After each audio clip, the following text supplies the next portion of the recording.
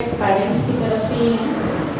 Cold and कफ, बच्चों में जो सर्दी जुकाम हमेशा होता है उसको लेके जितने भी सर्दी जुकाम या अपर रेस्पिरेटरी ट्रैक्ट इन्फेक्शन है वो मैंने जैसे बताया हृदय क्षेत्र की कमजोरी के कारण होता है। अगर बच्चों में उसका दाया हृदय क्षेत्र कमजोर है तो बहुत जल्दी वो सर्दी जुकाम का शिकार बनता है।